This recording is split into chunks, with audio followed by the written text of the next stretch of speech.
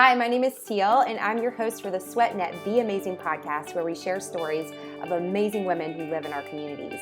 My hope is that you will feel encouraged and inspired after listening to each episode.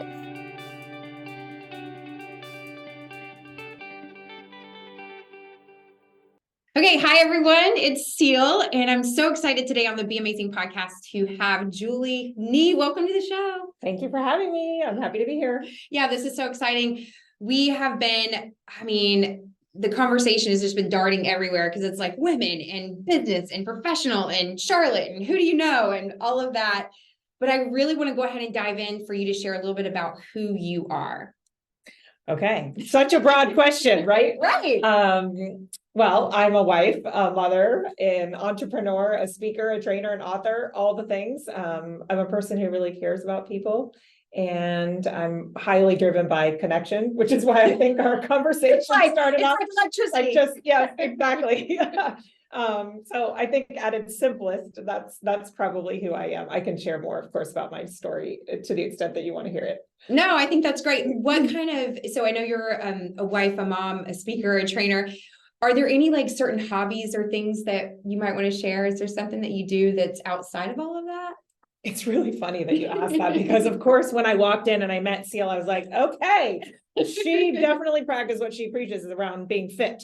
It's funny. I do not have a lot. I love to spend time with my friends and I love to read. I am a personal development junkie and all the things. Really, it almost feels like I'm working, but I'm not working because I love it. Like I go to all the conferences, any personal growth conference I can go to. I love to read books. I love to listen to podcasts.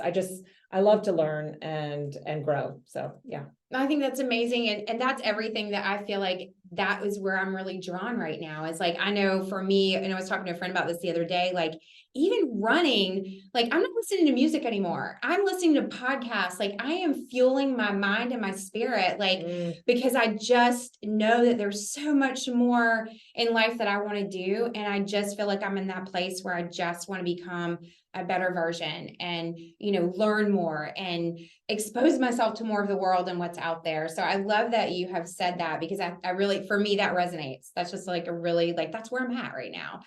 And I know because you are a speaker and a trainer, like, how did that all come about? That's what I want to know. Well, like, how did this come about? Yes, so it's an interesting story. And for any of you out there who are in a corporate environment, you'll be able to relate to this. But I worked for the Hershey Company in sales and sales leadership for 19 years. I sold candy and I led teams all over the US. And when I joined my last job at Hershey, which was a pretty big job, I went out west to see one of my teams out west. And the team lead of that team gave me a copy of Jon Gordon's book, The Energy Bus. And he said, he had given it to his whole team, which was my extended team. And then I was his new boss. And he said, I really want you to read this book on your flight home. I was like, okay. So I read the book on my flight home and I was like, this is it. This is it. This is how I want to lead my team. This is how everyone should be leading their team. And I started becoming known kind of as the energy bus inside Hershey, which was great because I'm a total geek. I love all this stuff. So I'm geeking out over it. So I love being known as that. But the biggest piece is I found that when I started putting those principles into practice and my team started using them, we weren't only thriving when the business was good, because guess what? It's easy to thrive when everything's going along smoothly and life is good, right? Yeah. But when the chips were down and the business got hard and we weren't doing as well, we still were able to thrive. And then I was like, okay, this is real. Like this positivity stuff really works. So the subtitle of this book, The Energy Bus, is the 10 rules to fuel your work, life, and team with positive energy. So I'm like, oh yeah, I'm all in on that. So I started reaching out to the author, Jon Gordon. I sent him a letter and I said, thank you so much for this book. This is the impact it's made on my team. And he responded. So then I read another book of his and I wrote another letter, and then I read another book and I read another letter. And then I was like really fangirling. I like to joke about this sometimes when I speak. I'm like, I wasn't fangirling over John Bon Jovi. I was fangirling over Jon Gordon. Okay. So I, at the time, was involved in this kind of consumer products executive women's group here in Charlotte called the Network of Executive Women. And so I said, hey, let's bring Jon Gordon in to speak. And this is March of 2014. And so we brought him in and I was like, it was bananas, the amount of fangirling I was doing. So I was like, oh my gosh, Jon Gordon. It was crazy, but I volunteered to introduce him. So there's like about 300 women in the room, men and women in the room, mostly women. And I had a few slides to cover before introducing Jon, like 10 slides of just stuff about new. And the AV's not working. And I'm like clicking the clicker, like, I don't know if anybody's ever been on a stage. All the things, like all the things that don't go right. Exactly. And luckily I knew what I was talking about. He was like, just go for it. He's like sitting right over there and he's like, just go for it. I'm like, okay, so I did. And then I introduced him and he gets on the stage and he goes, Julie's more passionate about my work than I am. And I was like, yes, I am. Yes, I am. So anyway, that was March of 2014. And that whole year I kept saying to my husband, the Jon Gordon thing, the Jon Gordon thing, the Jon Gordon thing, the Jon Gordon thing. 9 months later, husbands, listen up. You don't have to wait 9 months to ask what your wife is talking about. 9 months later in December, he goes, what exactly is the Jon Gordon thing? And I said, oh, I'm going to be working with him next year. And he said, does he know that? I was like, excellent point, honey. So I wrote him one more letter and I said, top 5 reasons why we should work together in 2015. And a couple of days later, he called and I was at the Y. My daughter was at basketball practice. I was upstairs walking around the track with my son. My kids were little at the time. Like my son's like up here now, right? And my phone rings and it was from Jacksonville, Florida. And I said to my son, this is going to be Jon Gordon. He's like, whatever, mom, right? Right. Like, so who's that? Phone, it was Jon Gordon. By the way, for anyone who doesn't know who he is, he's a multiple best-selling author and top speaker in the US. So he was big time, right? Yes. So he calls, and you know how it is when you're at the Y. Like I have no paper, no pen, I got nothing. And it's so loud. And I'm trying to hear what he's saying. And he's like, what do you want to do with this? And I said, I want to speak about the energy bus. Like I feel like the world needs to hear this message, which is hilarious because he was already sharing the message with the world, right? And he asked me questions like, how much money do you make? What do you want to do with this? Blah, blah, blah. And I was like, I'm answering all the questions. Anyway, so at the end of the conversation, he was like, okay, you can speak about the energy bus. I'll tell you what to do. I'll give you some coaching. I'll give you the tools, blah, blah, blah. But you need to go speak for free before you quit your day job. And I was like, okay. So I went and spoke anywhere that I could. I spoke at junior leagues and Rotary clubs and women's groups and really anyone who would listen. I went and spoke about the energy bus. And I got really lucky that while all this was happening, Hershey was going through a reorganization. And I was like, please let me have an opportunity to leave. And I mean, because I loved it. I still have Hershey in my heart. I always will, but it was time. It was time for me to do something different. So in October of 2015, I left and I started doing this work with Jon full time. So left the big, stable corporate job and started from scratch. And I don't know about you. You seem like a really positive, believing kind of a person. But yes, I totally have. Yeah, it's faith. It's taking steps. And I was like, oh, I'm going to be crushing this thing from day one. Like it's just I'm going to start and I'm going to be making all the money and doing all the things. And it wasn't exactly like that at the beginning. It was a slow build. It's been 7.5 years now. It took a lot of grit and determination and kind of overcoming imposter syndrome and all the things. But what it turned into is so much more than just speaking about the energy bus. I have created workshops around almost all of Jon's content. I've created training. I mean, I've created so much content that's powerful. Like he didn't really have formalized, productized things until I started creating it. And then with one of my other teammates, we've created a lot of great content together. And so Amy and I really are proud of everything that we've created for Jon. So it's really cool. Oh my gosh, it's so cool. And there's so much there. It's like, there's a lot. There's a lot there. But I think there's a couple of points that you just made. And I think one is like positivity, because I read that in your, in your bio, and just like that word just stuck out to me because you even had your shirt on that talks about positive.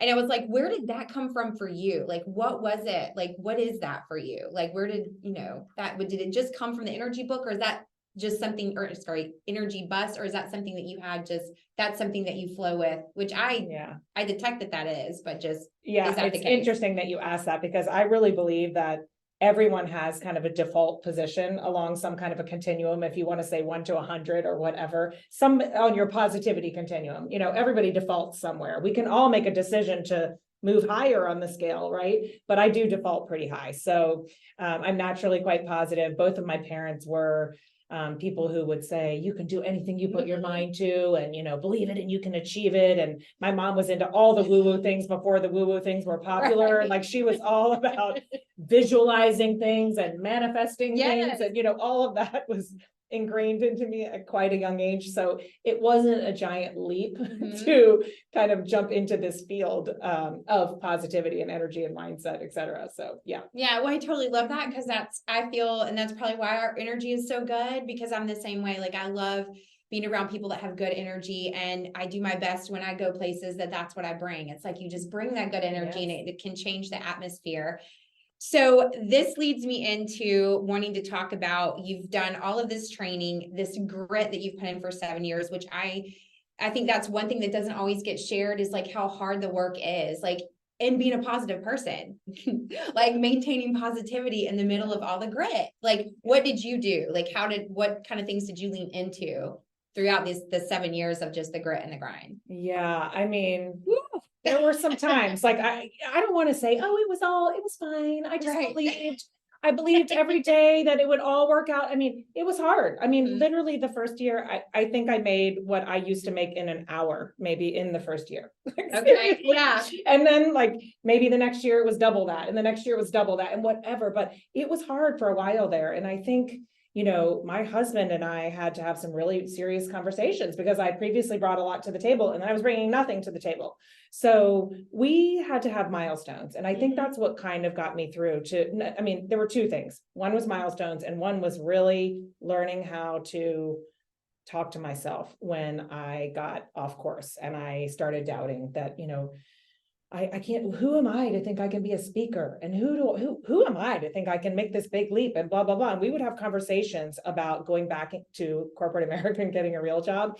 And I would go look at job descriptions and it would literally make me sick to my stomach. And I was like, okay, time to go. We got to just, pivot or do something different or try harder or, whatever I have to do. But that feeling that I got in my stomach every time I had to think about going back to corporate, even though it was awesome and it served me well for a couple of decades, right? But it wasn't for me anymore. And so I had to really just speak belief into myself that I could do it. And again, set milestones. Like by the time we got to year 3 and it still wasn't very lucrative situation, we set a goal, by this date, it needs to be this, or we're going to maybe consider something else. And luckily, and with a lot of hard work, it ended up being exactly just barely where it needed to be in order to keep going. I think that's the same thing I can relate to fitness. So like when we're working with someone or, training someone or helping them set goals, a lot of times there's this instant, like there's going to be like, they envision it and they see it and this is where I want to be. And it's like, oh, this is not happening as fast. And so I think just the fact that you're talking about the self-talk, because I know that that's a real thing that people are dealing, you have to have conversation with yourself. Like you have to be the one to tell yourself, no, you can do this. Like you got this. And just to keep pushing forward. And then the benchmarks, the milestones, like those are so important. So just like they're important in business, they're important in every aspect of life. We do the same thing in fitness. It's like, what's your goal this week? Not like we got the big goal, but we got to have all these little ones that add up to that big goal. So love all of that. And I think it's just so important. People need to hear and be encouraged. Like, don't give up if it's not happening soon enough. And it might not happen after the first year and it might not happen after the second. And you just gotta, sometimes you have to pull back and, look at, you're going to get to the goal, but you might have to change the way you're getting there. So yeah, I mean, the reality is life has obstacles. Yes. Business has obstacles. And we even say inside our work, we're not positive because life is easy. We're positive because life can be hard. So just like what I believe is not just us all walking around shiny, happy people all the time. I believe that hard things happen and we have to find a way to overcome them through our positive attitude, right? Yes, love all of that. And I can't wait to share this episode because I think so many people are going to like just grab onto this and soak it up. But I do want to go ahead and jump to your book that you have out. You are an author. It is called Mirror, Mirror. And I want you to kind of explain to us a little bit about this book. Yes. Just in case you're watching, I'm just reaching for it. So yeah, I am so excited because she brought this book and I cannot wait to dive in and read. But this is about the 5 reflections to clear the fog and help you shine. So that statement alone is like enough to draw anybody in. So give us the 411 on your book. Yeah. Okay. The 411. I like it. So clearing the fog. So think about when you get out of the shower and you have that foggy mirror. Your mirror is all fogged up. You can't see clearly, right? And so that's what I mean by clearing the fog, right? And I have a couple little acronyms. Fog in the book is forgetting our greatness, right? So when our mirror is foggy, we can't really see the greatness that is staring right at us, right? But the 5 reflections to clear the fog and help you shine, the whole structure of the book is built on this idea of shine. And there's a lot in there, but the acronym simply stands for, the S stands for smile. And it's not just like, oh, just smile and everything is going to be fine. But really, a couple things around smiling. One is there's research that just turning up the corners of your mouth, literally, even if you're faking, can start to release serotonin in your brain and help you start to feel better. And they have, like, there's these mirrors, and I mean, it's just, there's so many studies about the power of smiling. So just turning your corners up can make you start to feel better. But then it's contagious. Smiling is contagious. So when someone smiles at you, you mirror back their smile, right? But you can also catch it from yourself. So when you smile at yourself in the mirror, and this isn't just me talking, this is research. I did a ton of research for this book. When you smile at yourself from the mirror, you catch the smile from yourself also. So lots about all of that in the S section. And then the H is harmonize. And the main thing about harmonize is thoughts, words, and actions all in alignment. So if I say I'm a positive person, then I'm not going to be walking around grumbling and being mean and whatever else. If I say I want to get fit, then I'm probably going to be going to the gym also. If I'm not, it's incongruent. So if we're not in alignment, then something's not right. We're not speaking truth. So what I speak it should be what I also do. And there's some data in there around self-awareness as well. And because self-awareness and kind of that congruence and harmony goes together. There was a study that I read that said 90% of people think that they're self-aware, but 10 to 15% actually are. So we're walking around this world with this giant gap in what we think we're bringing, right? Yeah. It's crazy. So anyway, a lot about that in harmonize. And then the I is impact. So what are you bringing to the world? You know, like, how am I impacting people through my behaviors, through my body language, through whatever. So just, it's about how we impact the world. And then N is nourish. So kind of self-explanatory around nourishing ourselves and nourishing to flourish, and really understanding that. I mean, we've all heard the millions of metaphors around this, but putting your own oxygen mask on first, you can't pour from an empty cup. All those things are true. And the reason that they're so overused is because they're true. And really just kind of figuring out what it is that nourishes you. Because what makes me feel great is not the same as what makes you feel great. So if somebody says, here's a massage gift card, that's great for some people, but some people are like, ugh, that would be terrible. I don't want people touching me, right? So knowing yourself well enough to know what nourishes you and then doing it, because there's too many people right now. I bet if you walked around and asked everyone in this building, how many people are feeling depleted? There are too many people who are feeling totally depleted and they don't know what nourishes them and how, and they never do it. Even if they do know, they don't do it. So doing it, right? And then the E is elevate. So elevate is partially about learning and growing. So what are you doing to learn and grow every day? And that doesn't have to be the way I learn and grow. Like I learn and grow through books and podcasts and events and things like that. But you might learn and grow by digging in the garden, or by going to the opera, or seeing a play, or whatever. It doesn't really matter what it is, but something that's going to continue to elevate you. And then the big component in elevate is, what are you consuming? Who are you surrounding yourself with? What are the people? This is everything right here. This is it, right? Mm-hmm. Because are the people lifting you up and believing in your dreams? I mean, seriously, when you have big dreams, like when I had this big dream of becoming a speaker, thank God I had friends and people around me that were like, yes, girl, let's go. You know, but what if they were like, are you kidding? That's so stupid, right? So surrounding yourself with people who believe in you and are going to lift you up and encourage you, but also not just the people. It's your social media feed.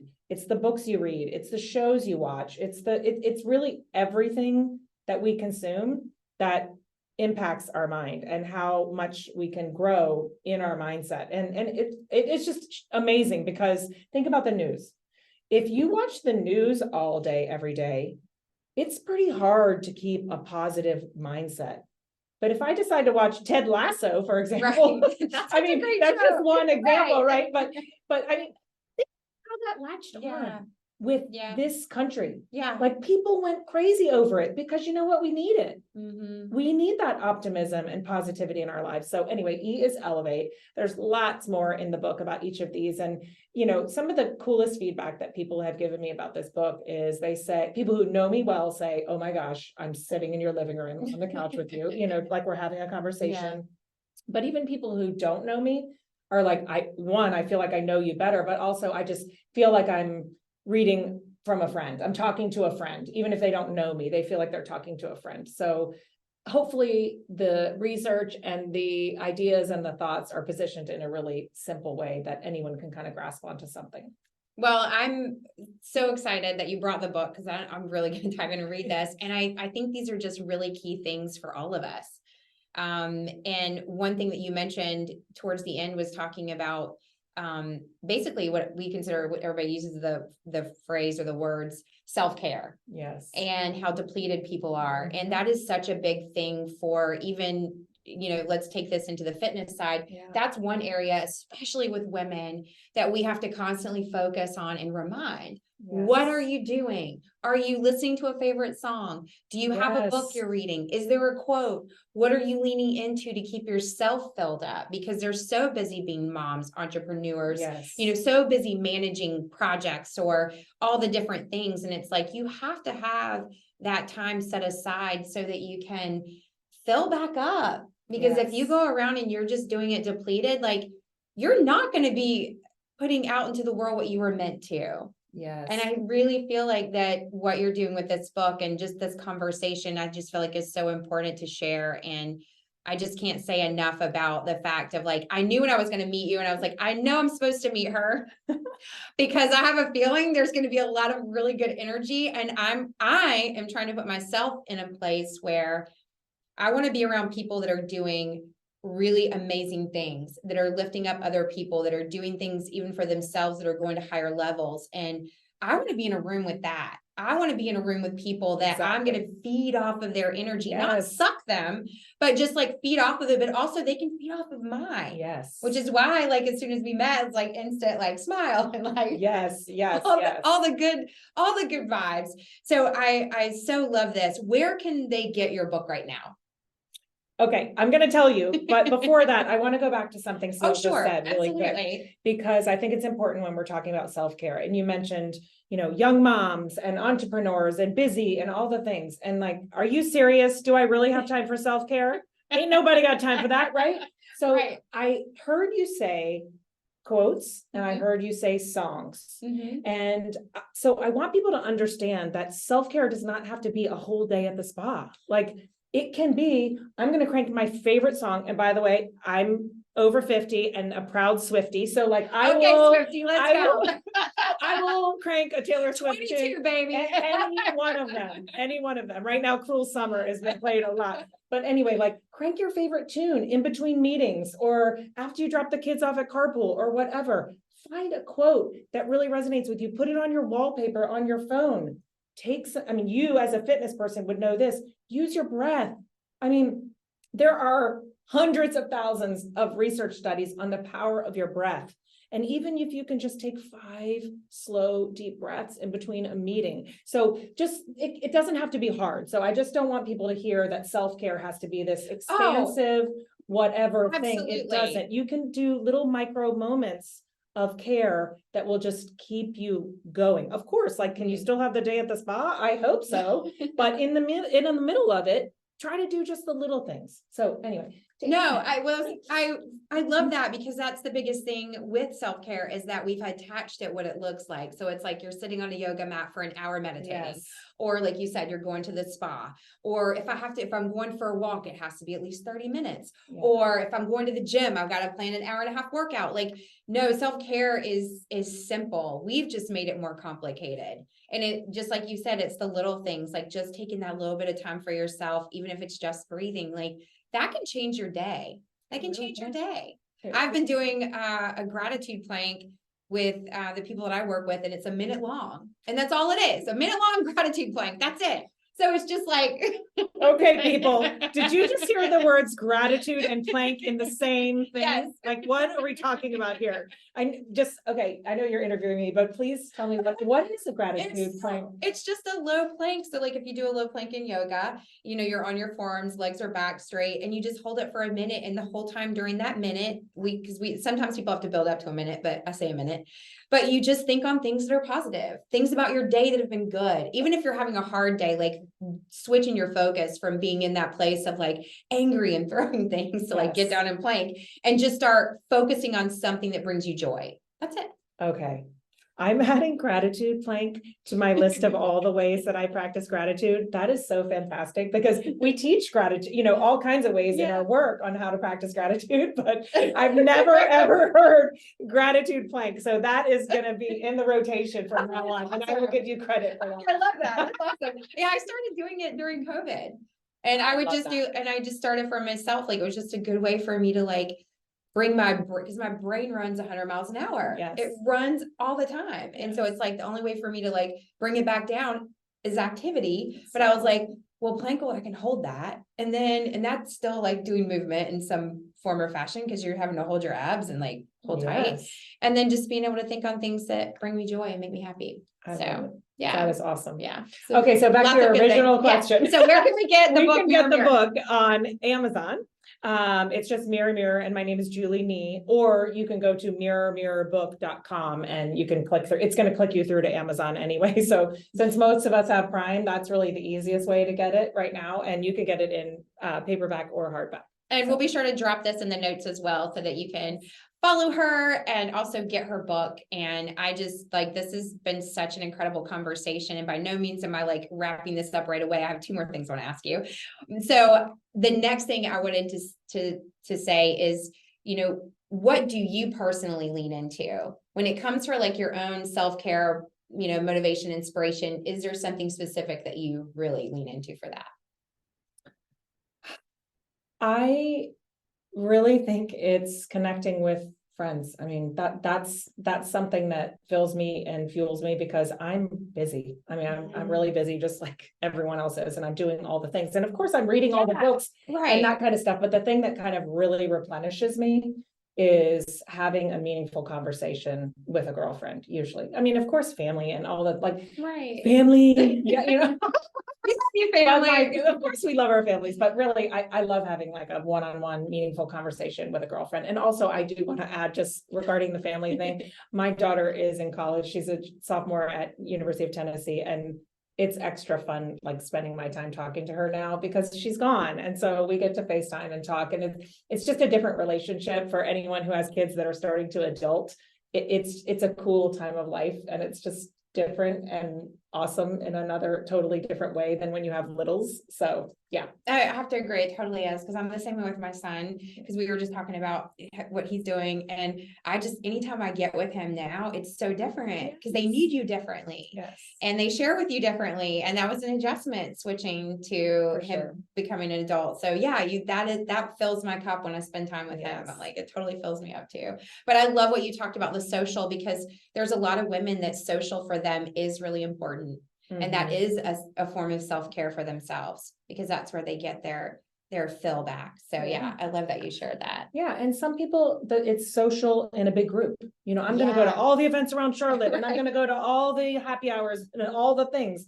And some people, it's more one-on-one. Yeah. So do the one that works for you, and don't feel forced to do all the things if that doesn't nourish you. Back to the nourishing. Yeah, I love that. Yeah. Last thing I always ask everybody at the end is there anything else left on your heart that you would like to share with the listeners? I just want to share that positivity is not without hardship. And I know we talked about that a little bit in the business transition, but I really think sometimes when people look at me or other really smiley, positive people, they're like, well, she's got nothing, right? Like her life is so easy and it's so awesome. And I don't want to say that my life is awesome. So my life is awesome. But I also want people to know I've been through hard things too. I went through a really difficult breast cancer experience in 2019 and did all the things: chemo, mastectomy, radiation, no hair, no eyebrows, no eyelashes, all the things. And I only say that to say, if you're going through something hard, there is another side and there is a way through, and positivity can make a difference in a hard thing. And I know that not only was I physically tested during that time, but I was very much mentally tested. So anyone who's going through something hard physically knows that the mental battle is easily as hard as the physical one. So I would just say, keep pouring into your mind, because your mindset has power, and being positive, even in a hard situation, it has a huge power. And I'll leave you with this about coming back to gratitude. So I'm going to start doing gratitude planks. But the other thing I want to say about gratitude, because I used it a lot when I went through the cancer thing. And I wrote about this in Mirror Mirror too, when I was talking about gratitude. And it's just like a little bit of a gratitude hack, in my opinion. And it's about being grateful in something, not for something. So for example, I wasn't grateful for cancer, but I was grateful in cancer. I haven't been grateful when I've lost a loved one in it. I mean, I'm not grateful for it, but I'm grateful in it. I'm grateful for all the stories that come forward that you never heard before. I'm grateful for sharing memories. I'm grateful for seeing family that I haven't seen in years. I'm grateful. So you can find gratitude in anything, but you have to look for it. So my last 2 cents is look for things to be grateful for while you're doing planks. I love that. Well, I thank you so much for sharing about that and about your own personal experience with breast cancer. We talked earlier a little bit about how I've been part of Carolina Breast Friends in Charlotte, in the community, and that's always been one close to my heart. It's 1 in 8 women that get diagnosed, and everyone's battle is different. But the fact that, you even said, like, through chemo, you lost your hair, you lost everything. How did you maintain that? Like, when all of that started happening, when the hair, and because women, our physical appearance is something that a lot of people derive their self-confidence and their value off of what they look like. Yes. What for you, like, I know that probably affected you, but what did you do to help your mindset stay strong? That by far was the most challenging time ever to keep my mindset strong. I mean, and I handled it pretty well, even when the hair came off, because you can use wigs, and wigs are relatively easy to use. And I had the most awesome baseball cap with hair that was like the cutest thing ever. And you didn't have to mess with anything. And I would just put on my baseball cap and I had this cute little bob. Like, I can handle that. But when my eyebrows and eyelashes fell off, that was like a crushing blow. And so anyone out listening who's been through that, that really took me over the deep end for a little while. Yeah. So what helped? I mean, I just had to keep encouraging myself, and my family was very, sometimes when you're in something like that, you got to let other people lift you up, because maybe you can't always do it. We can't always do it alone, and I need other people to lift me up and encourage me in that time. And I mean, I had people like, I'm taking off my glasses because of the eyelashes. Like, I tried every type of false eyelash that there ever exists in the world. And I had more tears over false eyelashes. Like, I would be like, can you check, because it's coming unstuck. Like, can you check my eyelashes? Yeah. And I would draw on these dumb eyebrows, and oh my word, it was terrible. So like, finally, I just decided what works for me is I'm just going to use a lot of eyeliner. It's my eyebrows. It's like, I just can't mess with the eyelashes anymore. But so it was hard. I needed the support of some other people during some times there. I wasn't doing it all alone. No way. And of course, you have to lean on a little bit of something bigger than yourself also. Yeah. Whatever faith looks like for you. But I definitely had to lean into that as well. Well, thank you so much for sharing that. And I know for me, just this conversation has been so inspiring, and I've gained so much from just the time you walked in this room and meeting you, and the energy you bring. And I am fortunate because my friend Kimball Davidson and Pete Harrison, like the three of us have come together to put on an event for multifamily professionals. We're going to be doing it here at the Alta filament. And we're excited about it. She's going to actually be speaking, and so stoked to have you to help these professionals find a way to refill so that they can impact their community and multifamily, which is huge. Yes. But again, just thank you so much.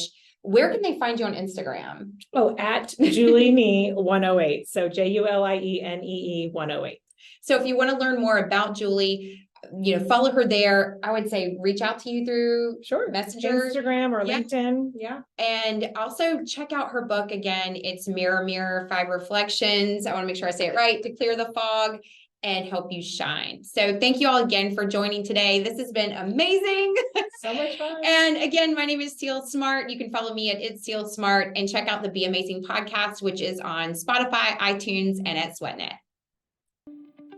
Thank you for joining me today. If you like the podcast, please like and share this with other women in your life. You can find out more about SweatNet on sweatnet.com, or follow them on Instagram at SweatNet and SweatNet Charlotte. You can follow me personally on Instagram at It's Teal Smart. Stay tuned for the next episode of the SweatNet Be Amazing podcast.